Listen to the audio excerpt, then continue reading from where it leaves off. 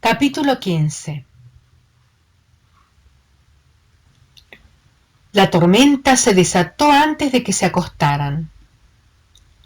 Primero, las ráfagas del viento, cada vez más fuertes, los habían obligado a cerrar todas las ventanas de la casa.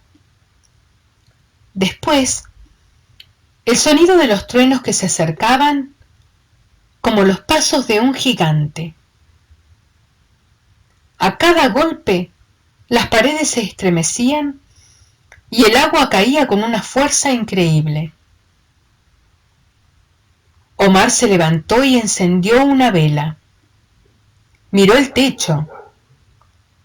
Se preguntó si los techos de adobe podían convertirse otra vez en barro.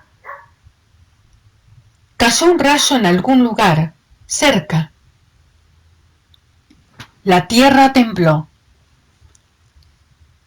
El cielo parecía romperse en pedazos y Omar tuvo miedo de que la casa pudiera venirse abajo. Se acostó nuevamente y comenzó a rezar hasta que se durmió. A la mañana siguiente se asomó por la ventana y vio el paisaje después de la tormenta. La tía Polly no estaba en la galería. La escuchaba por el gallinero martillando algo. Cuando salió de la casa, observó las ramas de los árboles arrancadas por la tormenta. La tierra, en partes, era un lodazal. Esperaba que los caminos de las hormigas no se hubieran borrado. Ojalá esto no sea un temporal, dijo la tía, que estaba en el gallinero reforzando unas maderas. ¿Un temporal? Sí, que empiece a llover así todos los días.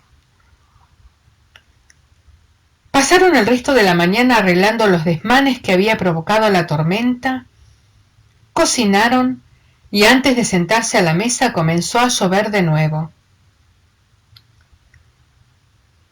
Anda a dormir si querés, tía. Yo me encargo de los platos, le dijo Omar después del almuerzo. Ah, cómo te voy a extrañar cuando te vayas. Ella le pasó la mano por el pelo y fue a su dormitorio. Mientras lavaba los platos, Omar se preguntaba si el veneno se habría mojado. No, eso no podía ser. Un buen horno debía estar perfectamente cerrado, había dicho la tía. Eso no era un problema. El problema ahora era que solo le quedaban 3 siestas para hallar el hormiguero, y estaba lloviendo. Fue a su cuarto y tomó el libro. En el capítulo sobre tipos de hormigueros, decía que la mayoría se hallaba bajo la tierra, pero que algunas especies habían aprendido a ocultarse mejor, a perfeccionar el sitio a donde lo construían. Había capaces de hacerlo adentro de un árbol, por ejemplo. Aprovechaban sus cavidades naturales cuidando de no dañar la circulación de savia, porque solo estando vivo, el árbol les proveía de las condiciones de temperatura y humedad que necesitaban. Una vez, la tía había mencionado algo sobre colaboración entre las especies que se ayudan entre sí. El hormiguero, leyó, debía mantener una temperatura constante. Eran casi las 5 de la tarde y la tía no se levantaba. La lluvia había parado y Omar aprovechó para ver el veneno en el horno. Estaba por abrir las puertas cuando escuchó que se acercaba Roberto y no le sacaba los ojos de encima. ¿Qué quería? ¿Quería jugar? Ahora no, Roberto. Entonces abrió las puertas y un frío recorrió su espalda. Un fuerte olor a gamexán salía del horno. No había pensado en el olor. Capítulo 16. Omar cerró las puertas del horno. Tenía que ser cuidadoso y encontrar el hormiguero lo antes posible. Ahora disponía de una información nueva. No solo había que observar en la tierra. Según el libro, el hormiguero podía estar en cualquier lado, tener otra forma. El camino de las hormigas apareció en el lugar menos esperado, a unos metros de la galería. Había pasado un montón de veces por ahí y no lo había notado. Era un surco escondido entre el césped y que nacía de repente, de la nada. Lo habían hecho las hormigas sin dudas, aunque allí no veía ni una hormiga. Eso podía significar dos cosas: que no habían salido por la lluvia o que se trataba de una especie nocturna. Lo siguió. A veces desaparecía entre los pastizales y aparecía un poco más adelante. El agua no lo había dañado. Era un surco firme, compacto, y se dirigía hacia el monte. En eso vio que Roberto se acercaba, olfateando el camino. Omar se acordó de esos cuadros donde aparece un cazador con su perro. ¿Podían los perros oler las hormigas? ¿Qué quería Roberto? Volvé a la casa. La tía ya se va a levantar. Roberto se detuvo, giró sobre sí mismo 2 veces y se sentó. No volvió a la casa. Desde allí siguió a Omar con la mirada hasta que lo vio entrar al monte. Adentro el camino se hacía más profundo, más grande. Entramos, permanecía escondido entre la vegetación, y más adelante asomaba otra vez. Así, hasta que se perdió bajo la espesa hojarasca de un bosque de espinillos. Y desapareció. Omar comenzó a buscarlo en el suelo removiendo las hojas por todas partes, pero no había más rastros del camino.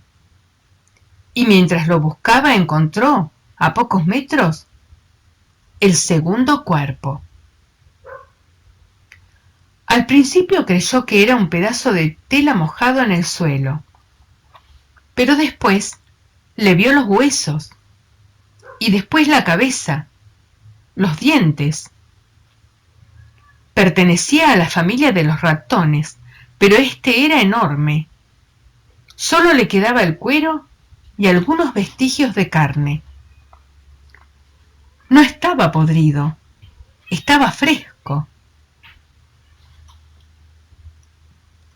Esa noche en su cuarto, Omar escuchó un ruido en el monte, un grito. Era el grito de un animal. Sonidos que vienen del monte, había dicho la tía alguna vez. Ahora los escuchaba. No quería apagar la vela. Tomó el libro de la mesita, lo abrió en cualquier página y leyó. La picadura de muchísimas puede matar, y si uno permanece quieto, lo devoran vivo. Son pequeñas, de un negro brillante, y viajan en ríos apretadísimos. Parecen una serpiente, aunque de día no se las puede ver, solo salen a cazar de noche. Al invadir una casa, se desparraman por todas partes como enloquecidas de hambre, buscando un ser vivo que devorar. No hay hueco, agujero ni rendija por angosta que sea, donde las hormigas carnívoras no se precipiten. Capítulo 17. ¿Y si una noche, desde el monte, aparecía algo y la tía estaba sola? Si en esa zona habían talado los bosques, todas las especies tenían que estar en el monte. El único lugar para refugiarse era el campo de la tía. Capítulo 18. Al otro día amaneció con un sol brillante. La tía había ido al gallinero a recoger los huevos mientras Omar terminaba el desayuno en la galería. Se levantó para dejar la taza y vio una manchita oscura en el piso. La manchita se movía. Se agachó para verla. Eran hormigas, muy pequeñitas. Se desplazaban rápidamente, caminando y girando de una manera extraña. Trasladaban, como en un cortejo fúnebre, el enorme cuerpo de un cascarudo que se resistía. Omar miraba la escena. No eran ellas. Según el libro, no eran las hormigas que salen de día las que tenían que preocuparlo, sino las otras, las que salen por la noche. La tía se acercaba con los cartones de huevos. Omar, ¿me harías el favor de atar el caballo al sulky? Estoy casi lista. En el pueblo, Omar entró a las cabinas junto con la tía. La última vez su mamá le había dicho que quería hablar con ella. Primero lo hizo él. Después le pasó el teléfono a la tía y salió a la vereda. Se sentó en el cordón a mirar la plaza. Se sentía inquieto. No había pasado mucho tiempo, pero le pareció que la tía se demoraba y de nuevo entró a la cabina. Entonces alcanzó a escuchar que ella decía: «Te digo que nada fuera de lo normal». Cuando salieron de ahí, la tía le pidió que la acompañara a la verdulería. Había encargado un cajón de pimientos amarillos porque de esos no había sembrado en la huerta. «Van a quedar lindos los 3 colores en el frasco», le dijo. Al negocio lo atendía una anciana, tan anciana que a Omar le sorprendió que pudiera estar de pie. «Doña Vicenta, vengo a buscar los pimientos». La mujer le sonrió y señaló un cajón que aún estaba sin abrir. «Llegaron ayer a la tarde. Están hermosos». «Realmente», dijo la tía cuando los vio, y agregó cambiando de tono: «Hablé de nuevo con el juez por el asunto de las fumigaciones. Él dice que para eso hay que juntar firmas».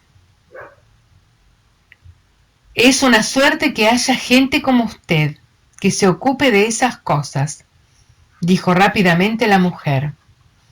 Y a Omar le pareció que no quería hablar de ese tema.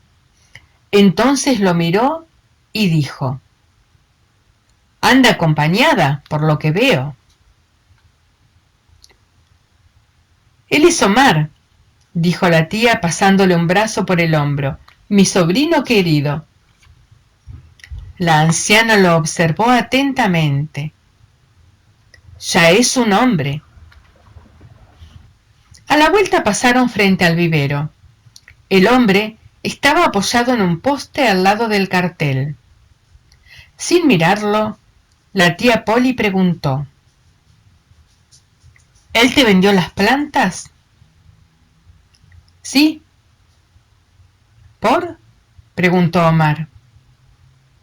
Ella demoró en contestar. Alguna vez tuvimos diferencias.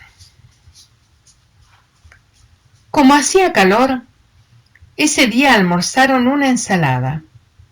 Omar había cortado la verdura de la huerta y mientras la lavaba, ella le dijo: No hace falta tanto, Omar. Un poquito de tierra del campo no va a matar a nadie. Omar desvió la vista hacia la ventana. Afuera, el sol del mediodía caía perpendicular sobre el horno. ¿No le parece, Roberto?, continuó la tía. Roberto acababa de entrar a la cocina con la lengua afuera. Se lo veía acalorado y fue a echarse en el rincón que le pareció más fresco. ¿Tiene la lata llena? Cuando la tía preguntó eso, Omar la miró y notó que en el cuello tenía un lunar. No le había visto ese lunar antes. Ya me fijo, tía. Omar salió a la galería. La lata de Roberto estaba hasta la mitad. Todavía tiene, dijo cuando entró, y al ver de nuevo a la tía, el lunar ya no estaba. Los lunares no se mueven. ¿Y si eso no era un lunar? Recordó a las hormigas exploradoras, las que andan solas, decía el libro, encargadas de buscar lo que puede servir de alimento para el hormiguero y dar el aviso.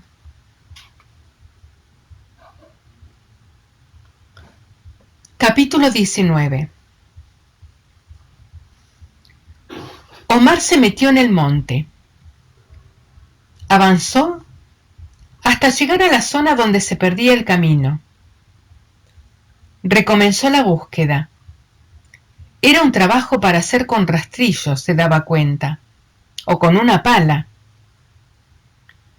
Se acordó de que el libro decía que si se encontraban dos bocas activas, se podía con una pala trasladar hormigas de un hormiguero a otro.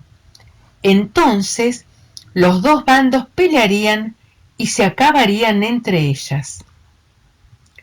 Lo imaginaba como una batalla de la época de los romanos, una cruzada violenta adentro de los túneles del hormiguero, un caos que terminaría diezmándolas a ellas mismas. Cuando se cansaba de estar agachado, se ponía de pie y daba unos pasos observando el terreno. Una vista aérea. Su padre tenía un libro de fotografías tomadas desde los aviones. Hay cosas que no se pueden ver porque están muy cerca, le había dicho cuando se lo mostró. Más adelante, algo llamó su atención entre los troncos de los árboles. Parecía una choza abandonada. Estaba completamente cubierta de enredaderas, un cuerpo de hojas, una maraña. ¿Qué era eso? Iba a tocarlo, pero prefirió ser cauteloso. ¿Y si era el hormiguero? Era muy grande. Caminó alrededor. La única forma de ver qué había adentro era arrancando una parte de la enredadera. Acercó una mano,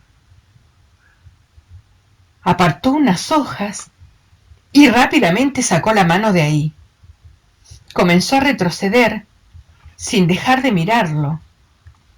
¿Qué era eso? Si se apuraba, podía buscar el machete y volver antes de que la tía se levantara. No iba a tocarlo con la mano otra vez. Tenía que cortar las hojas y ver. Si esa cosa era el hormiguero, había que tener cuidado. Omar entró a la piecita de las herramientas y estaba a punto de agarrar el machete. ¿Buscás algo? Era la voz de la tía Polly detrás de él. Omar se dio vuelta rápidamente. No, nada, tía, se apresuró a decir, pero sintió que la cara se le ponía colorada, caliente. La tía lo miró algo intrigada. Vení, vamos a tomar unos mates. Ella puso el agua al fuego. Se sentaron en la galería y le dijo: Te noto preocupado. ¿Pasa algo? Omar no sabía qué contestar. Se quedó mirándola hasta que dijo: Estaba pensando que cuando me vaya te vas a quedar sola. Ella pareció sorprendida con la respuesta. No sé, miedo de que te pueda pasar algo, agregó Omar. La tía sonrió. ¿Y qué podría pasarme? En ese momento, Omar veía el horno bajo los rayos del sol. Pensaba en la temperatura. ¿Hasta cuánto podría subir allí adentro? Yo siempre he vivido sola, ella continuó, y nunca me pasó nada malo. No tenés por qué preocuparte. La tía le acarició la cabeza con la mano. Vos pensás demasiado, me parece. Recién ahora se daba cuenta.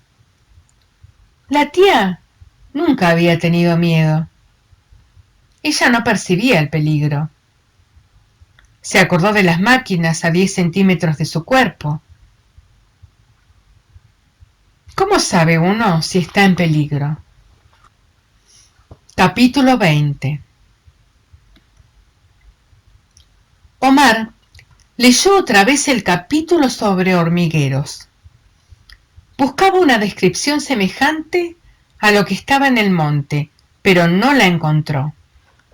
El libro solo decía que muchos hormigueros podían tomar cualquier forma. Y él pensaba que había vida allí adentro. Si era el hormiguero con ese tamaño, podía tener muchas bocas. Tal vez necesitara más dosis. La tía le estaba enseñando a Omar a pelar tunas al día siguiente en la cocina cuando Roberto abrió la puerta y entró. Se lo veía inquieto.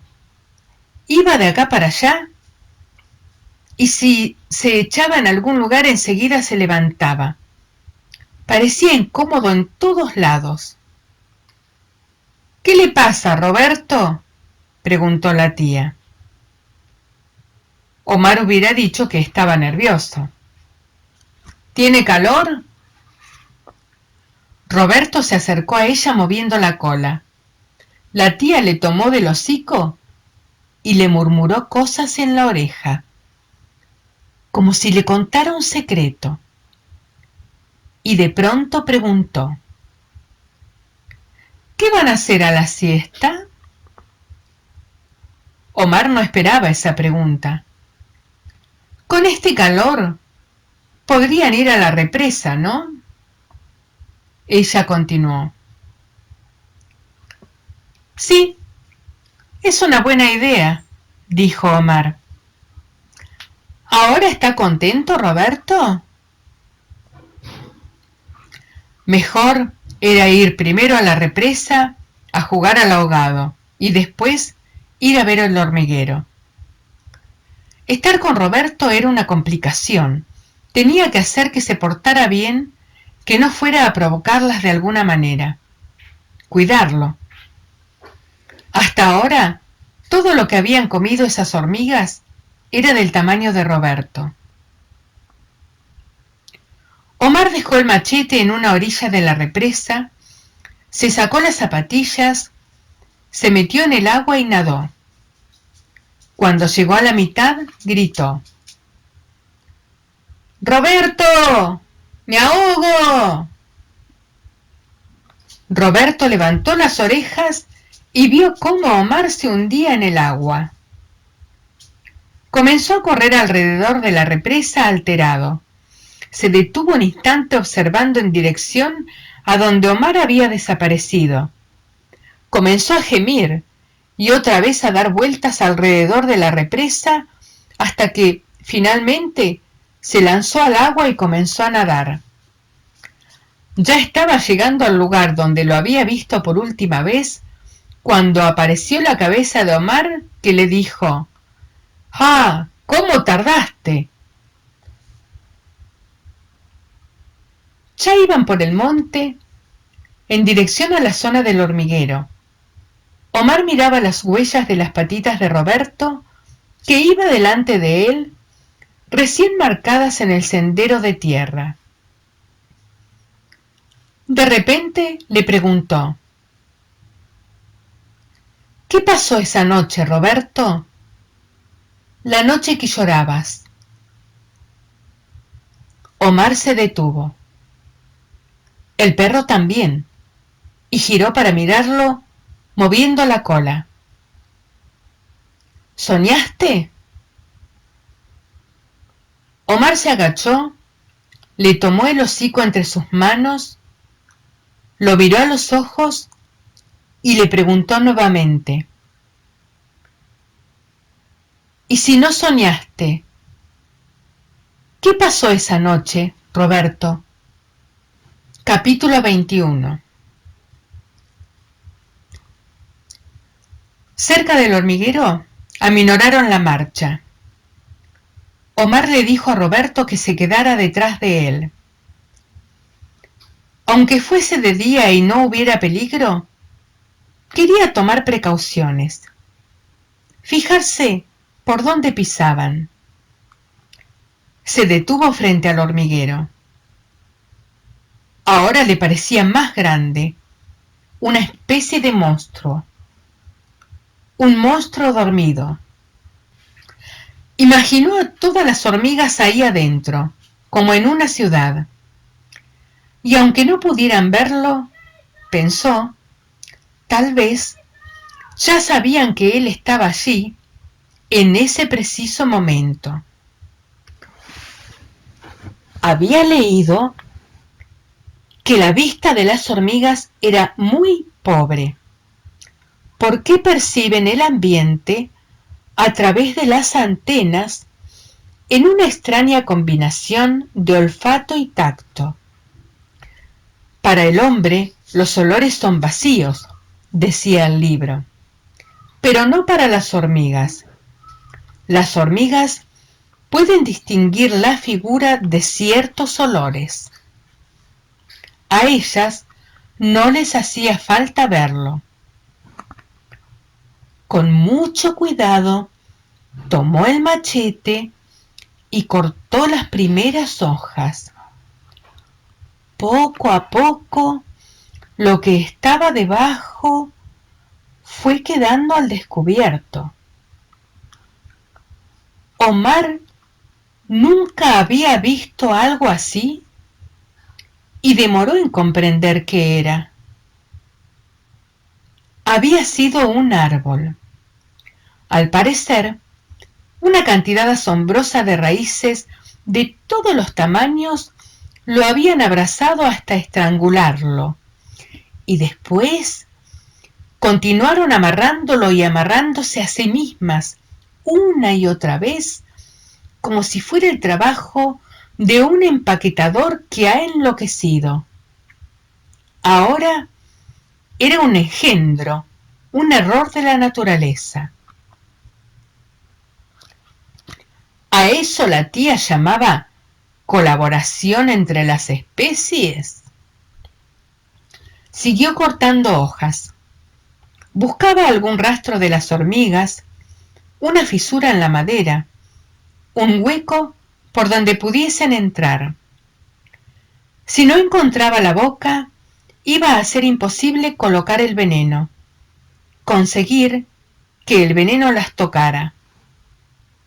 Entonces recordó que las hormigas también construían sus caminos bajo tierra, túneles. Eso podía explicar por qué el camino desaparecía antes de llegar al hormiguero y cómo habían logrado ocultarle la boca. Entraban por debajo de la tierra. Las hormigas eran muy inteligentes, no había duda. Habían sabido encontrar un lugar seguro, confortable, protegido. Iba a venir con la pala para hacer un trabajo bien hecho: cavar, encontrarle la boca y llenarlo de veneno. La tía no podía seguir viviendo con ese peligro cerca de la casa. «Vamos, Roberto». A la vuelta, Roberto movía la cola. Parecía contento de regresar. Se había levantado un poco de viento, que hacía susurrar las hojas más altas de los árboles. Dos pájaros cruzaron volando muy cerca de su cabeza. ¿Palomas? Deben ser las 6, pensó. Levantó la vista y vio el cielo celeste a esa hora. Se imaginaba a la tía dando de comer a todos los pájaros. Tal vez por eso miró en dirección a la casa. Entonces vio el humo. Capítulo 22. Cuando Omar empezó a correr, Roberto levantó las orejas, desconcertado. Pero ahora corría delante de él como si hubiera entendido. En la cabeza de Omar solo aparecía de diferentes formas el rostro de la tía Polly. La tía Polly cuando le dio las riendas del sulky, la tía Polly contándole una historia en la galería, la tía Polly a la hora del café riendo sin parar, la tía Polly envuelta en una nube roja. El viento soplaba del este. Si la bolsa explotaba, la nube saldría e iría directamente a la casa y de ahí pasaría al gallinero. ¿A dónde estaba la tía? Aún no alcanzaba a verla, ni al patio, ni al horno, nada de lo que estaba ocurriendo. A medida que se aproximaba sentía su corazón retumbándole en la cabeza. Roberto se había alejado bastante y ya rodeaba la casa desapareciendo también de su vista. Cuando llegó, lo primero que vio fue a la tía, viva, limpiando la mesa de madera. Roberto ya estaba a su lado. Detrás, el fuego había prendido bien y las llamas eran altas. No era el horno. Gracias a Dios no había encendido el horno. Omar se acercó. Su corazón aún latía tan fuerte que creyó que ella también lo iba a escuchar. «Tía, ¿qué estás haciendo, tía?» Ella retrocedió, un poco sorprendida por la aparición repentina de Omar. «Estoy por hacer los pimientos», dijo. «Escuché que a la parrilla quedan más sabrosos». Omar veía cómo el viento empujaba las llamas hacia una de las paredes del horno que comenzaba a calentarse. «¿Querés que te ayude?» «Me encantaría, porque la columna me está matando», dijo la tía tocándose la espalda. «Los voy a buscar». Fue hacia la cocina. Omar esperó que ella entrase. Roberto la seguía. Apenas traspasaron la puerta, Omar abrió el horno, tomó la bolsa y corrió hacia el otro lado de la casa. La llevaba con las dos manos extendidas lejos del cuerpo. La bolsa estaba tibia. La depositó en el suelo con mucho cuidado bajo la ventana de su habitación. Volvió al patio. La tía ya había dejado sobre la mesa la bandeja con los pimientos, ordenados en hileras de 3 colores, y se iba a buscar la parrilla a la piecita de las herramientas. Omar Aprovechó el momento para ir a la cocina y sacar otra bolsa, una más gruesa. Después fue a su cuarto y a través de la ventana levantó el veneno. Lo puso en la bolsa nueva, que cerró con un nudo fuerte, y la guardó en la mochila. En un descuido de la tía, recogió un machete que había tirado en la carrera y el resto de la tarde se quedó ayudándola con los pimientos. A cada rato le volvían a la mente las imágenes de lo que podría haber ocurrido, imágenes que le congelaban la sangre. Él no había pensado en eso, en el peligro de tener ese veneno en la casa. La próxima vez que fueran al pueblo iba a hacer lo que había decidido, devolverlo y listo. Faltaban pocos días para que se terminaran sus vacaciones, y ahora tenía que irse dejando a la tía con esas hormigas cerca. No iba a poder liquidarlas antes de que volviera a quedarse sola. ¿La tía Polly nunca había tenido novio? De pronto se acordó del hombre del vivero. ¿Qué había pasado entre ellos? ¿Qué eran diferencias? Capítulo 23. Por la noche a la tía se le había pasado por completo el dolor de espalda y estaba de buen humor. Después de comer, puso uno de sus discos y lo invitó a bailar. Te voy a enseñar un paso de mi época. Tomaron el café y un licor de menta que la tía había preparado y que se servía frío. Como en los primeros días, se rieron de cualquier cosa. Antes de acostarse, ella le pidió que apagara el generador. Omar salió y caminó en dirección al pozo del motor.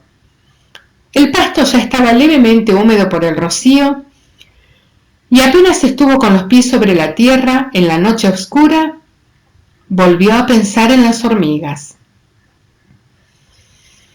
Llegó al pozo, apagó el motor y apuró el paso para regresar a la casa. A ellas no les hacía falta verlo. En el pueblo a media mañana, Omar fue a las cabinas y habló con su madre. Estaba preocupada. Le preguntó como 5 veces si estaba bien. Quería hablar de nuevo con la tía, pero él le dijo que ahora ella no podía. Su madre tenía miedo. Su madre tenía miedo desde el principio. Se lo devuelvo porque no encuentro el hormiguero, dijo Omar más tarde entregándole la bolsa al hombre del vivero. El hombre no hizo ningún gesto, como si eso no lo hubiera sorprendido. La recibió, fue al armario y la guardó. ¿Y qué vas a hacer ahora? No sé, dijo Omar. Porque las vas a terminar encontrando, el hombre afirmó. Omar no supo qué responder.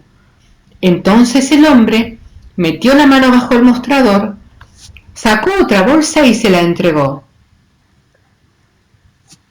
Esto les encanta. Era una bolsa blanca con rayas azules.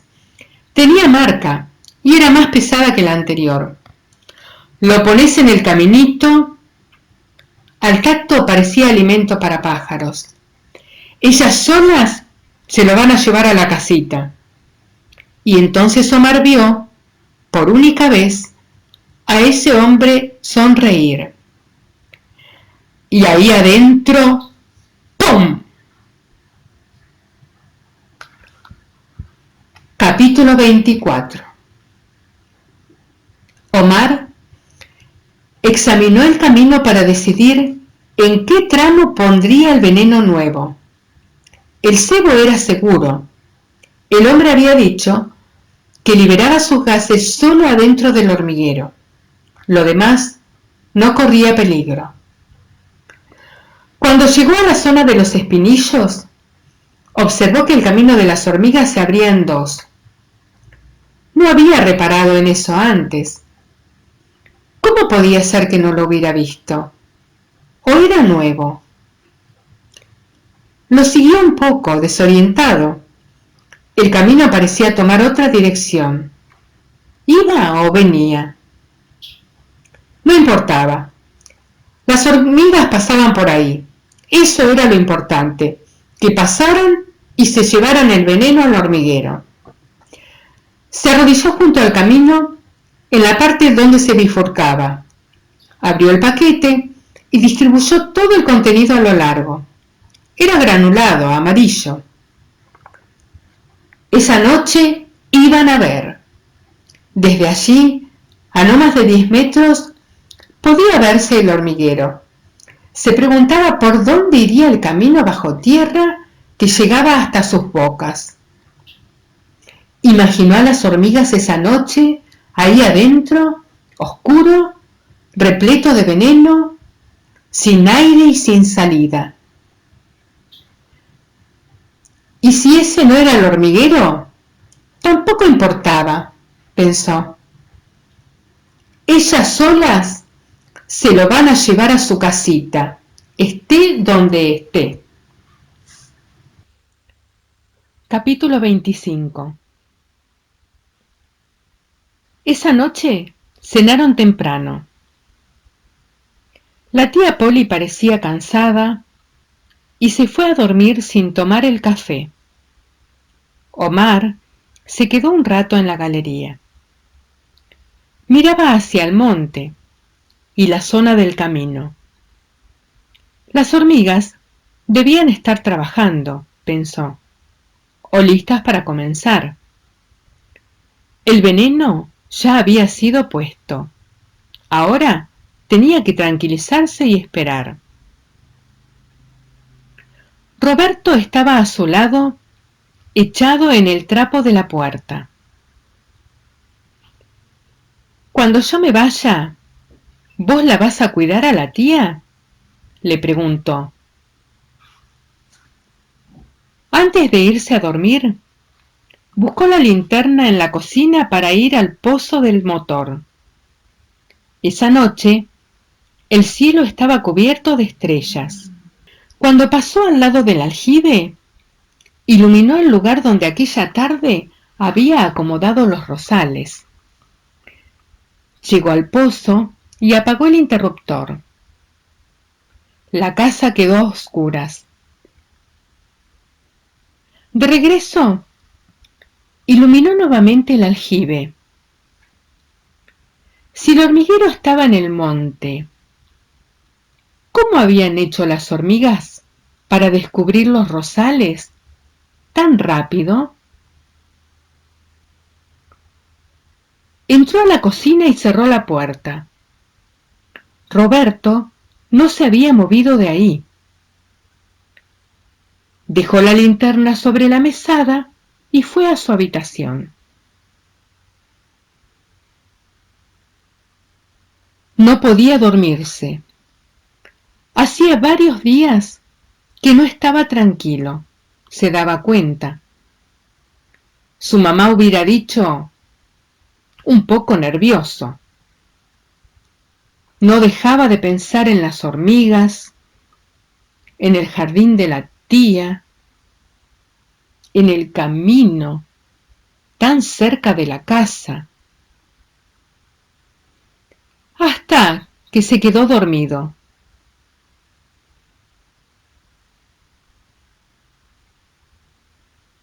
¿Oyó que Roberto lloraba? Omar se incorporó sobresaltado. No se veía nada. Se mantuvo quieto, atento al menor ruido. Encendió la vela. Bajó de la cama y se asomó por la ventana. Alcanzó a distinguir, bajo la puerta de la galería, algo más oscuro, una sombra negra. ¿Roberto? Decidió ir a buscar la linterna a la cocina, ver dónde estaba Roberto, qué estaba pasando. Abrió la puerta de su cuarto y salió. La luz de la vela, en lugar de iluminar, llenaba de sombras el corredor, sombras que se movían al compás de sus pasos. Llegó a la cocina, tomó la linterna con las dos manos y la encendió. Recién entonces las pudo ver. Entraban por la puerta de la galería que estaba entreabierta. Cruzaban como una víbora enorme, brillante, el piso de la cocina. Iban hacia los dormitorios. ¿Quién abrió la puerta? Omar trató de llamar a la tía, gritar, pero de la boca no le salía ningún sonido. ¿Y Roberto? ¿Dónde estaba Roberto? Iluminó hacia la puerta. Alcanzó a ver un pedazo del trapo, vacío. Roberto no estaba allí. En su lugar, solo veía el cuerpo de esa bestia. Entonces, percibió las dos direcciones, por el color. Una negra que salía, la otra, de regreso, adornada con una guarda amarilla. El veneno. Lo traían. Entonces oyó el gemido a su derecha, abajo. Era Roberto. ¿Qué le estaban haciendo? Lo vio, guarecido bajo la mesada, inmóvil, distinto. Solo las miraba pasar, como si no pudiera hacer nada, o no hubiera nada para hacer. Él tenía que ir al cuarto de la tía, salvarla.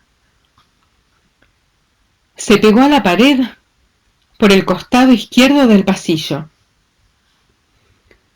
Eso se movía contra la pared opuesta. La siguió con la linterna. Entraban a la habitación de la tía. El círculo de luz iluminó una franja del piso. El cordón se iba deslizando por el medio de la pieza y después se perdía en la oscuridad. Abrió la puerta un poco más. Distinguió el pelo de la tía, que estaba acostada con la cabeza vuelta hacia la pared, y vio que las hormigas subían a la cama, rápidas, nerviosas, iban por las sábanas, por la almohada, a la cabeza de la tía. Omar quiso gritar, pero no pudo. Algo le tapaba la garganta del miedo. Entonces vio que la tía se movía. Muy lentamente comenzaba a girar la cabeza hacia donde él estaba, hasta que sus ojos, que estaban abiertos, lo miraron. Era una mirada fea, de dolor, como si ella nunca hubiera querido que él la viese así. Pero en ese momento no podía hablar. A esa hora de la noche, el hormiguero estaba trabajando, y ella tenía la boca negra y abierta, completamente activa.